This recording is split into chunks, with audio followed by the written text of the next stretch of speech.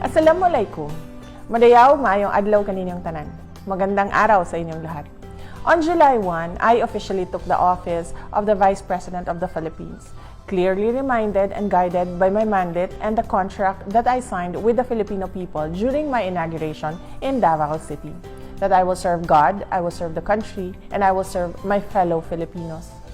My first 100 days as Vice President had been marked by many challenges I had prepared myself for.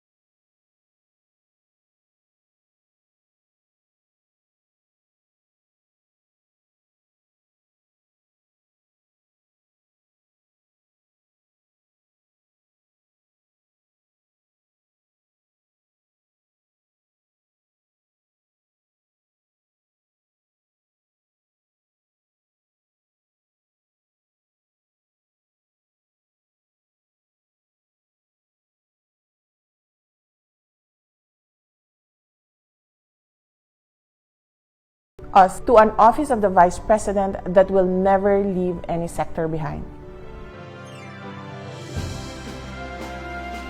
To ensure that services offered by the OVP will not only be concentrated in the National Capital Region, but will also reach the regions in Mindanao and the Visayas, we have established OVP satellite offices in Dagupan, Cebu, Tacloban, Zamboanga, Davao, Surigao del Sur, and Bacolod.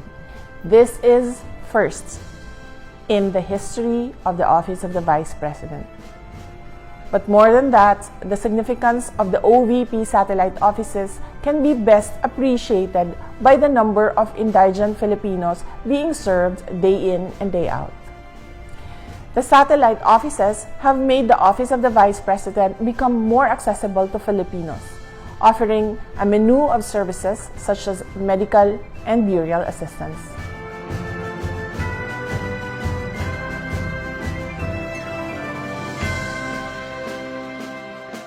We set up the OVP Disaster Operations Centers to institutionalize the disaster relief activities of the OVP, another first in the history of the Office of the Vice President. The Disaster Operations Center will put disaster response at the forefront of OVP operations, recognizing that disaster or calamity-stricken communities desperately need relief assistance and other social services. The Office of the Vice President Disaster Operations Center will work closely and will complement the operations of other concerned agencies, including the National Disaster Risk Reduction Management Council and its local counterparts, the Department of Social Welfare and Development, and local government units. Fresh from its inception, the OVP Disaster Operations Centers responded to the victims and survivors of the July 27 earthquake in Abra. In coordination with the OVP Disaster Operations Center, the OVP satellite offices will also respond and aid those affected by disasters and calamities in the regions. We have also assisted 3,000 residents of 6 towns of Nueva Ecija who were affected by the recent Typhoon Karding, giving them 5,000 each. The 15 million assistance was made through the Assistance for Individuals in Crisis Situations of the Department of Social Welfare Development.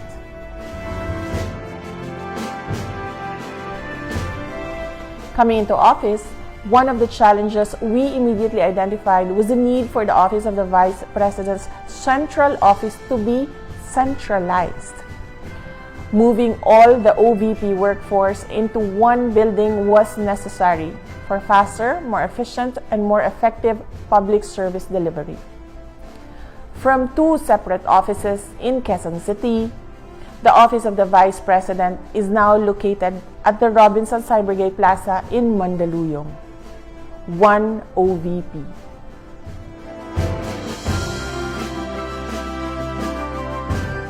Our current goal is to establish a permanent office for the future Vice Presidents of the country. We have also conducted initial scoping and linkages with the National Center for Culture and the Arts, National Historical Commission of the Philippines, and the National Museum of the Philippines for the construction of Museum of all Vice Presidents of the Philippines.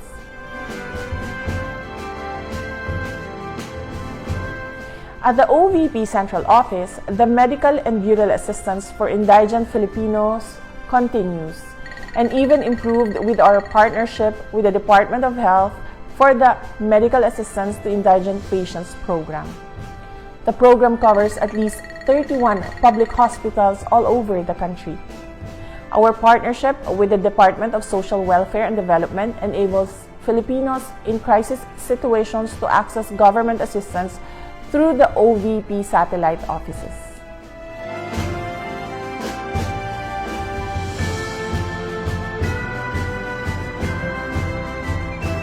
On August 3, we launched the OVP Libreng Sakay program to provide the riding public free transportation services in key areas in Metro Manila, Cebu, Lapu-Lapu, Mandaue, Bacolod, and Davao City.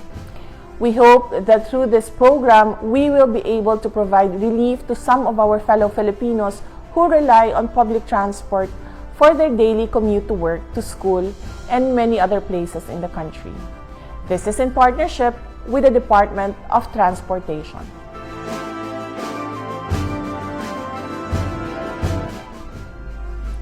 In the coming days, the OVP Kalusugan food trucks will be on the road addressing malnutrition among school children and children in areas affected by natural and human-induced calamities across the country. The implementation of the program is done in partnership with the Department of Education and the Department of Health through the National Nutrition Council. The Kalusugan food trucks will be deployed in target areas for 120 days, completing the cycle in which a child's nutrition is adequately addressed. We have also strengthened our diplomatic relations with other countries.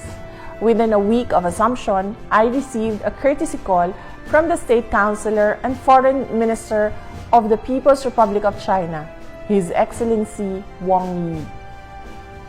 I likewise received courtesy calls from the ambassadors of Australia, India, Ireland, Italy, Japan, Laos, People's Democratic Republic, New Zealand, Qatar, Thailand, United States of America, and Vietnam, and the head of delegation of the European Union in Manila.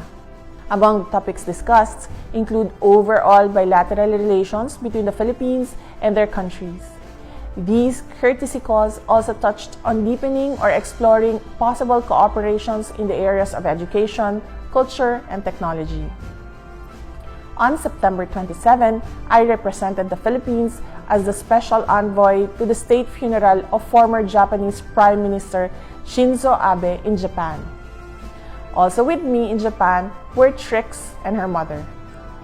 Trix is a grade 9 student from Dinalupihan, Bataan. She was invited to join me as part of the project You Can Be VP of the Office of the Vice President, a project that aims to inspire learners to dream big and aim high. Together, we met with Japanese Prime Minister Fumio Kishida. She also joined me during my visit to Minato Ward, Shibahama Elementary School in Minato City.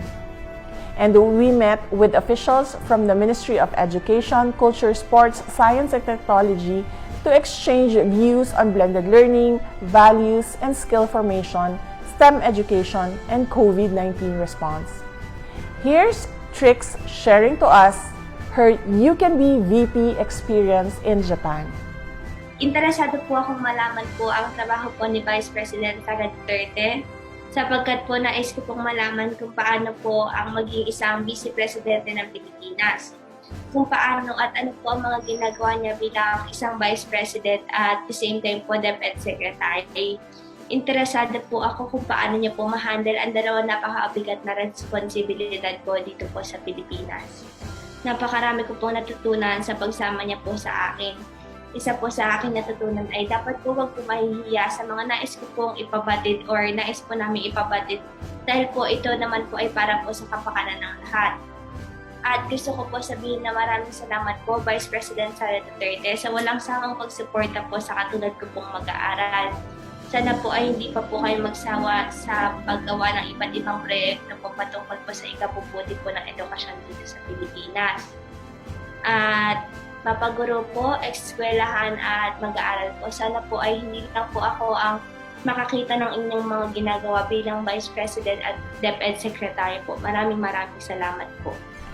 The Japan trip was also an opportunity for me to meet with Filipinos working and living in Japan. And I hope to be able to meet more Filipinos in my future visits.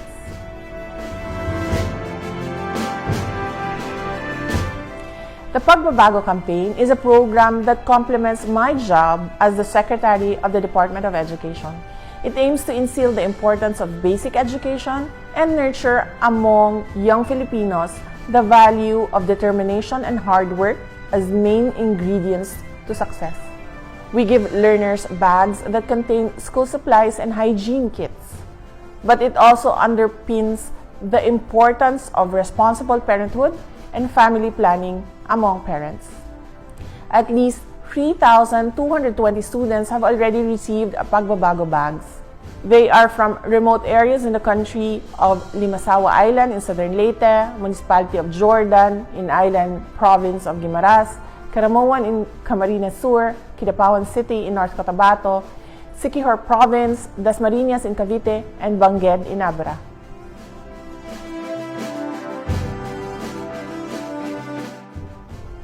We have also partnered with the Public Attorney's Office for Filipinos asking for legal assistance, including those that representation for clemency. Our partnership with the Department of Trade and Industry will also benefit eligible beneficiaries of government programs for micro, small, and medium enterprises. In the coming months, you can expect that the Office of the Vice President will roll out more programs and projects that aim to create production impacts and meaningful change in the lives of our fellow Filipinos, especially those who are less privileged, women and members of the LGBTQI+ community, those who are economically insecure, uneducated, and those who are severely affected by the aftershocks of the pandemic, natural disasters, and human-induced calamities such as armed conflict. Within 100 days, I traveled to 20 cities in Luzon, Visayas, and Mindanao, and went to the islands of Limasawa in southern Leyte, Siquijor, Guimaras, and Caramoan. And in the coming days, there will be more challenges ahead. Challenges that we hope to turn into opportunities to be able to serve you and our country better.